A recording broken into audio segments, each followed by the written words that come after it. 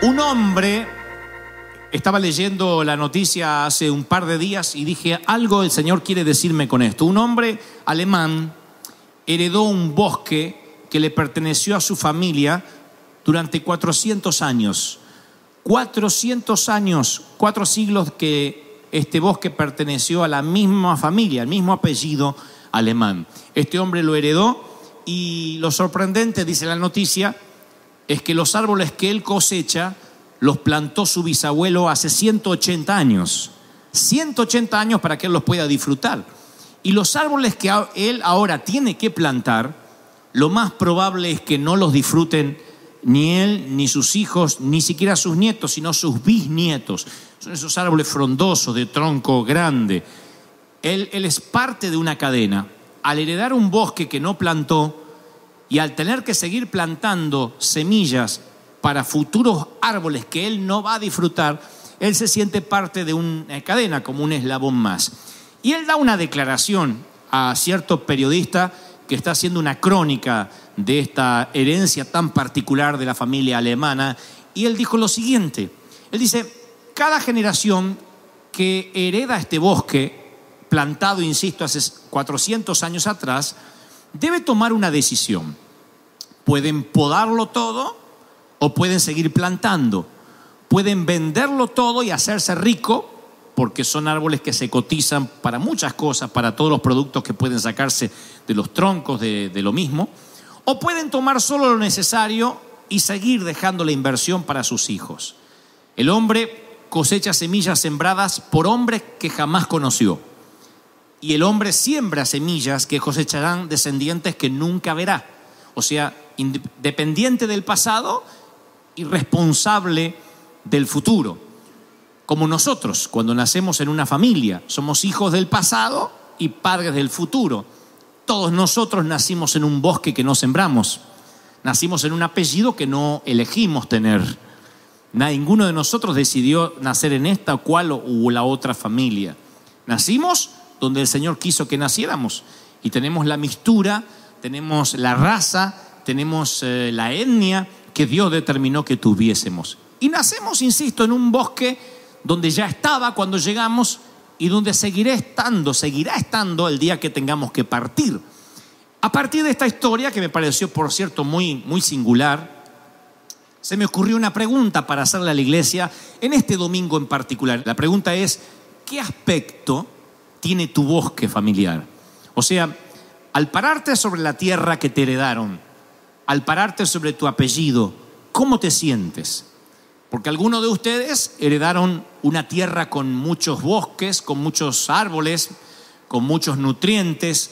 Algunos heredan tierras donde hay hileras de herencia, de verdad, de cosas buenas, cosas positivas.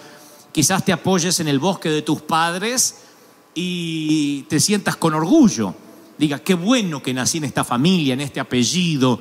No todos pueden decir gracias, Señor, por el sitio que me tocó. Muchos no se sienten orgullosos de sus árboles familiares. Pobreza, vergüenza, abuso. La cosecha fue levantada, pero nadie volvió a sembrar jamás. Muchos se encontraron en un bosque que no pidieron.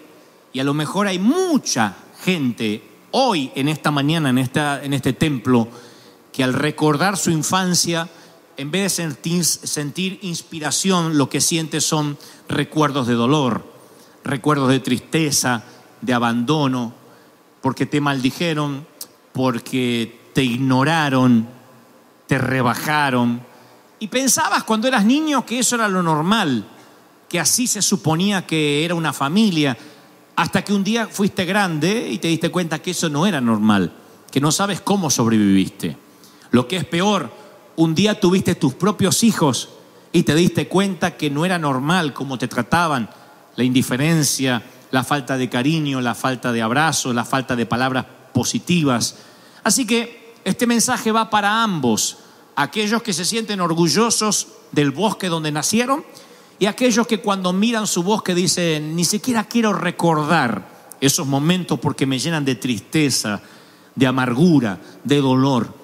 Le pedí al Espíritu Santo que me mostrara, independientemente de la historia de este alemán, algún episodio en las Escrituras donde alguna persona se encontrara en un bosque que no pidió, en una familia de la cual no se siente orgulloso, y sí descubrió uno. Conozco un hombre que nació en un bosque talado, en un bosque arrasado.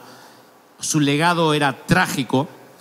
Leo en las Escrituras un poco capítulos para atrás y me doy cuenta que su abuelo era un brujo que consultaba con adivinos, con agoreros. De hecho, sacrificaba a sus hijos en rituales satánicos. Ese era su abuelo, alguien directamente emparentado con las cosas diabólicas. Su padre no era mejor. La Biblia dice que su padre destruía las casas de adoración, se burlaba de los creyentes. Su padre metió el pecado en toda la nación, a tal punto que su padre murió prematuramente a los 24 años, asesinado por sus propios amigos, por sus propios oficiales que decidieron ejecutarlo debido a su maldad. Así que era un momento tenebroso para nacer, con un abuelo y un papá así. Y cuando nace este muchacho, todo el mundo inmediatamente lo cataloga conforme su árbol, conforme su bosque genealógico, y dijeron va a ser igual que su abuelo o su papá. Su abuelo era seguidor de la magia negra, su papá era un corrupto. Estoy hablando de Josías. El abuelo de Josías, el rey Manasés, fue recordado como un rey que derramó muchísima sangre. Dice la Biblia en Segunda de Reyes 21:16, y Manasés derramó tanta sangre inocente que llenó Jerusalén de extremo a extremo. Este era el abuelo del muchacho. Su padre, el rey Amón, como les dije, murió a los 24 años a manos de sus oficiales, y dice su epitafio: durante su vida hizo lo que Dios le dijo que estaba mal. Así que en su tumba, en su lápida, cada vez que Josías va a visitar la tumba del papá, en su lápida dice: este hombre durante toda su vida hizo lo que Dios le dijo que estaba mal. Así que ahora tienen un cuadro psicológico de Josías. Un abuelo brujo, metido en magia negra, odiado por todo el pueblo, en medio de una ciudad decadente por culpa de su abuelo, que trata de empeorar su padre cuando se hace cargo del trono. Y ahora Josías, al morir su padre a los 24 años, tiene que hacerse cargo del trono a los 8 años de edad. Dice la Biblia que tenía 8 años, un nenito de 8 añitos. Tiene que hacerse cargo de una corona que estaba deslúcida, de un trono que estaba frágil, y tiene que cambiar la tendencia de la nación. Tiene que imprimirle a un niño de 8 años un nuevo cauce al país, a la época. E hizo tal cambio Josías. Ustedes dicen, pero con 8 años y con ese bosque familiar, sí. Hizo tantos cambios en su reinado hasta que ya era un adolescente, un joven y un adulto, que 2600 años después todavía los estamos recordando. El rey Josías. El mundo conoció reyes más sabios, el mundo ha visto reyes más ricos, el mundo ha sabido de reyes más poderosos, pero el mundo jamás conoció un rey tan valeroso como Josías, que tomó una valiente decisión que está escrita en Segunda de Reyes 22:2. Dice: y Josías anduvo en el camino de David. David era su bisabuelo. David, sin apartarse a derecha ni a izquierda, anduvo en el camino de David, sin apartarse ni a derecha ni a izquierda. Ahora présteme atención. El muchacho hereda una corona frágil, deslúcida. El templo está en desorden, la ley se había perdido. Así que el muchacho empieza a hojear en su álbum familiar hasta encontrar un antepasado digno para imitar. Mira porque todas las crónicas de los reyes estaban escritas en papiros, en rollos. Todas las decisiones de los reyes, todo lo que los monarcas hacían quedaba escrita a través justamente de los escribas. Así que él empieza a buscar en su álbum familiar a ver si puede imitar al padre. Dice: mirá la que se mandó el viejo. Esta no puedo. Esta menos. Mira al viejo, y el viejo era un desastre. Así que se va más atrás. Dice: voy a tratar de imitar a mi abuelo. Cuando se encuentra con el abuelo dice: ay, qué nene que era el abuelo, Dios mío. Un vago el abuelo. Borracho, brujo, sinvergüenza, mujeriego. Así que dice: ¿a quién voy a imitar? Y entonces tiene que saltear al padre, tiene que saltear al abuelo e irse más atrás todavía hasta que encuentra a David. Y descubren las crónicas que David, que era su tatara o quién sabe, abuelo por allá, Cuando descubre a David dice, voy a tratar de imitarlo a él, porque las crónicas decían que David tenía un corazón conforme al del Señor. O sea, saltea todo lo que no le conviene y trata de buscar en su álbum familiar alguien a quien emular, alguien a quien imitar. Tú no puedes elegir a tus padres, pero puedes elegir a tus mentores. ¿Me están siguiendo, sí o no? Tú no puedes elegir en qué familia nacer, pero puedes elegir a qué familia espiritual pertenecer. Tú no puedes decidir qué apellido tener, pero sí puedes decidir tener un apellido celestial con un ADN que es más fuerte que el ADN que circula por tu sangre, por tus genes, que es el ADN que te da el Señor y el Espíritu Santo. ¿Están de acuerdo con eso, sí o no? Ahora, no podemos elegir a nuestros padres, pero sí podemos elegir a nuestros mentores. Sigo leyendo la Biblia y ahora les comparto 3 secretos que le van a volar la cabeza literalmente. Oigan esto. Sigo leyendo la Biblia y dice, la gente, durante el reinado de Josías, claro, la gente derribó los altares de los Baales según las directivas de Josías. Josías destruyó los altares de incienso, despedazó las imágenes de los dioses paganos de Acera, etc. Las redujo a polvo. Sigo leyendo y dice, y quemó los huesos de los falsos sacerdotes. Sigo leyendo y descubro, y derribó los altares paganos por toda la tierra de Israel. Veo un Josías que dice, no voy a abrazar lo que me enseñaron mis padres, rechazo todo lo malo que haya en mi sangre y elijo a quién me quiero parecer. Elijo quién va a ser mi mentor. Y cuando tenía que tomar una decisión pensaba, ¿qué haría David en mi lugar? Nunca pensaba qué haría mi viejo en mi lugar. Nunca pensaba qué haría mi abuelo en mi lugar. Decía, ¿qué haría David en mi lugar? Y veo que cuando Josías comienza su reinado, dice, y Josías servía al Dios de David, el Dios de aquel abuelo, el Dios que tuvo David. Pero al terminar casi el reinado Josías, que ya era un hombre, no era un hombre muy viejo, a los 26 años de edad, él restaura el templo y la Biblia dice, y en el año 18 de su reinado, cuando ya había limpiado la tierra y la casa, envió que repararan la casa del Señor, su Dios. Ya no era el Dios de David. Ahora el Dios de David se había transformado en su Dios. ¿Me siguen hasta ahí, sí o no? Él empezó a servir al Dios de David porque nació en un momento donde nadie conocía a Dios. Se habían olvidado de las leyes. Pero de pronto, cuando él descubre que en su linaje, en su bosque, hubo un hombre llamado David que hizo las cosas bien, por consecuencia descubre al Dios de ese hombre que hizo las cosas bien. Y dice, no solo voy a imitar a David, sino al Dios que él tenía. Y al empezar a imitar a David, el Dios que tenía David se transforma en su Dios también. Y los milagros que Dios hizo en su abuelo David, ahora empiezan a ocurrirle a él. Y la Biblia dice, y él sirvió a su Dios, se transformó en su Dios personal y privado. Y a partir de ahí él dice, no, hay que volver el pueblo hacia Dios, hay que redireccionar la nación. Aquí está todo escrito, cómo debemos estar. Y echa a los brujos, y echa las cosas malas, y trae una limpieza a toda la nación. Ahí es cuando Josías descubre que él no nació en ese bosque familiar por accidente. Nació para cambiar el rumbo de su apellido y lo que es más, el rumbo de la nación. ¿No será esa la razón por la cual tienes el apellido que tienes? ¿No será esa la razón por la cual naciste en la familia que naciste, en la nación y en el país que naciste, con el papá que tuviste o que no tuviste? ¿No será que en lugar de maldecir el bosque talado en el que te tocó nacer, será que Dios te puso ahí para que a partir de ti las cosas empiecen a cambiar en tu apellido y digan, no hubo nadie bueno en los Gebel hasta Dante, pero a partir de ahí todo cambió y sus hijos y sus nietos y sus bisnietos comenzaron a servir a Dios porque se volvieron al Dios verdadero? ¿No será que eso quiere Dios? ¿Cuántos dicen amén? Entonces, cuando uno piensa, ¿y a dónde voy a buscar yo para parecerme? Les voy a regalar el primer principio. ¿Quieren recibirlo, sí o no? Escuchen este principio que está dicho por Jesús en el Evangelio de Juan 3:6. Juan 3:6 dice, la vida humana, oigan, la vida humana nace del hombre, mientras que la vida espiritual nace del Espíritu. ¿Me siguieron, sí o no? Lo diré otra vez.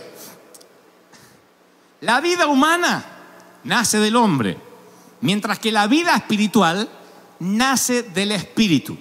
¿Qué dice la Escritura? Que tus padres te pudieron haber dado los genes, pero Dios te dio una gracia especial que revierte esos genes. La Escritura dice que tus padres fueron responsables de tu cuerpo, pero Dios es responsable de tu alma. Y que cuando buscas en tu árbol, en tu bosque, alguien a quien imitar y no encuentras a nadie y no tienes un buen modelo, tienes que buscar en el ADN de Dios, que sobrepasa cualquier ADN negativo de tu bosque familiar. Si no tienes a quien imitar, tienes que buscar un mentor. Alguien que diga, no seremos la misma sangre, pero somos el mismo espíritu. Porque el hombre hace que nazca la vida humana, pero el Espíritu Santo hace que nazca la vida espiritual. Lo que estaba dentro tuyo. ¿Cuántos creen esto? Dígame amén. Así que nadie diga, es que yo estoy condenado, el que nació pa' perro, muere caniche. No diga esas cosas. Porque dentro tuyo hay un gen, hay un ADN diferente. Tu padre creó las galaxias. Tu padre fue el que acomodó el cosmos en su lugar, el que niveló las montañas. Tu padre metió los océanos en los cauces. Esa es tu familia real. Eso corre por tus venas. Cuando entiendes eso, no importa dónde naciste. ¿Me están siguiendo, sí o no? Segundo principio que nace de esta historia es el principio de los genes latentes, que está confirmado y corroborado médicamente. Todos nosotros tenemos genes, algunos se activan y otros quedan allí por años. Mal valga la comparación, es como los virus, como las enfermedades. Si tuviste una enfermedad cuando niño, esa enfermedad a veces queda un virus de forma pasiva alojada en tu cuerpo. Y a los 30, a los 40, a los 50 años, ese virus se vuelve a despertar y a veces produce una reacción menor, importante, etc. Y tú dices, pero si yo esto ya lo sufrí cuando niño. Sí, pero el gen latente quedó allí oculto en algún lugar del cuerpo y se vuelve a despertar.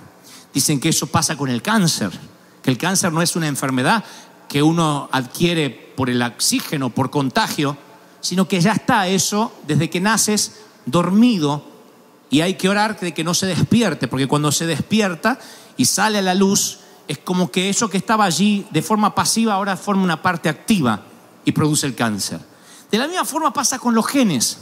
Hay genes que están allí guardados que tú no sabes que Dios los programó para activarse en determinado momento. Se me llena el corazón al pensar que cuando nosotros nacemos en el Espíritu, hay genes que Dios coloca desde los cielos en tu interior y quedan allí guardados para que en algún momento se activen y empieces a usarlos y digan, pero yo ni sabía que esto estaba en mí. Se llama dones del Espíritu. Son genes que Dios pone en ti y que te surgen. Los dones del Espíritu no es que entras en estado de trance y sirves al Señor en trance, sino que te sale de adentro. ¿Me siguen, sí o no? Los profetas, la profecía es un don. Y yo nací en una iglesia donde las profetas entraban en trance. Tenía que ponerse los ojos en blanco, gritar en un chirrido que te ponía loco. Era como ver uñas en una pizarra. Yo no quería ser profeta porque digo, no voy a gritar como esa endemoniada nunca.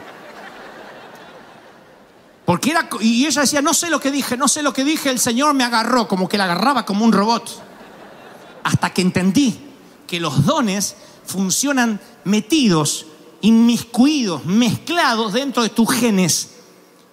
Y toda tu familia a lo mejor siempre fue egoísta, nunca dio nada.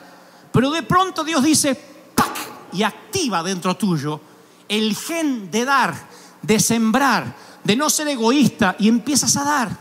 Y todo tu familia le dice, pero ¿y este dónde salió? Este habrá sido hijo de otro porque nuestro no es. Tienes una particularidad que no es que te agarra los domingos, lo haces todo el tiempo, es algo que se activa en un momento específico. Y el Señor te programó para que eso se active. Un gen para servir, un gen para predicar, un gen para transmitir, un gen para adorar. Algo que dice, yo no sabía que eso estaba en mí.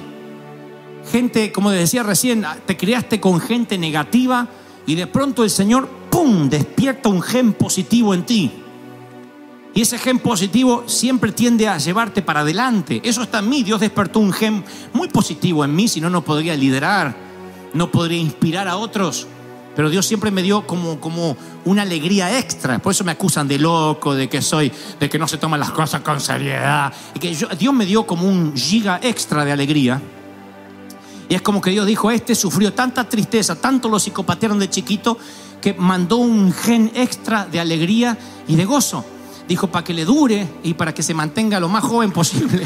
Y el Señor dice, hay un gen en ti que se va a activar esta mañana. ¿Cuántos creen esto? Díganme amén. Tercer y último principio. Diré lo que dije al principio. Uno no puede elegir a los padres, pero puede elegir a los mentores. Cuando uno descubre ese principio, es extraordinario. Por eso la Biblia dice, el que ofrenda a profeta, el que bendice a profeta, bendición de profeta tiene. Porque el Señor dice, cuando tú miras algo que te apasiona, que quieres, que amas, te sientas a los pies de los que más saben, no vas a tener que pasar por lo mismo. Algunos dicen, no, hay que pasar todo lo que pasó el apóstol Pablo. No, hay cosas que pasó Pablo para que tú no las tengas que pasar. Yo no quiero que mis hijos repitan los momentos tristes de mi vida. Me va a gustar verlos casarse y no tener que pasar las miserias, las pobrezas que nosotros pasamos. Me va a gustar ver que ellos arrancan con ventaja, porque es algo bíblico. Es bíblico. El Dios de Abraham, el Dios de Isaac, el Dios de Jacob. Y cada generación conoce a un Dios que comienza en los lomos o en los hombros de tus mentores. Entonces, iglesia amada, iglesia querida, entiendan lo profundo de este sermón. No sé dónde la vida te va a llevar. Dios quiera que te quedes aquí por siempre, pero si por alguna razón la vida te lleva a alguna otra parte, nunca permitas que sea tu pasado el que te defina. Nunca permitas que sea tu bosque familiar lo que determine tu destino. Tienes que comenzar en los hombros de alguien que te desafíe, para decir, a partir de ahí yo quiero tener el doble, el triple. Es el principio de Elías y Eliseo. Eliseo dijo, te pido una doble porción de la unción de mi Señor. Una doble porción de lo que Él tiene. No dijo, quiero pagar el mismo precio, empezar de abajo. Él fue, listo, una doble porción de lo que Él tiene. Y el Señor me dice, te he traído de los confines de la tierra a esta congregación para que aprendas estos tres principios. Número 1, el hombre solo puede generar vida natural, pero el espíritu genera vida espiritual. ¿Están conmigo, sí o no? Número 2, recuerda, tú no puedes elegir a tus padres, pero puedes elegir a tus mentores. Es el principio de los mentores. Número 3, hay genes latentes en ti que están esperando activarse. No te sorprendas si algún día se despierta en ti el deseo de ser pastor, de ser evangelista, de ser misionero, de ser músico. Y tú dices, pero si yo nunca pensé, yo tampoco nunca pensé hacer nada de lo que hago. Pagaría cualquier cosa porque me vieran a mí de adolescente, de jovencito, lleno de complejos, sin poder hablar a la gente, tartamudo, con cierto grado de autismo durante gran parte de mi niñez, para que ustedes vean lo que Dios puede hacer con un inútil, con alguien que no tiene dones, pero que Dios puso genes allí. Desde el vientre cancerígeno de mi madre, Dios me llenó de genes que se iban a activar en momentos especiales. Y luego fue a mi calendario y dijo, este gen se le va a activar a los 6 años. Y empecé a dibujar. Este otro gen no se activará hasta que tenga 17. Y fue la primera vez que hablé en público y nunca paré. Este otro gen se le va a activar cuando tenga 20. Este otro gen a los 35. Y descubrí que podía escribir. De golpe empecé a escribir libros como si hubiese estudiado para hacerlo toda la vida. Otro gen que se activó, puesto desde el vientre de mi madre. Un gen pastoral que se activa exactamente cuando cumplo los 40. Se activa y se despierta como si siempre hubiese sido pastor. Y los que creyeron enseñarme hoy me dicen, díganos cuál es el método de crecimiento. No tengo idea, se activó el gen, ¿cómo le voy a decir?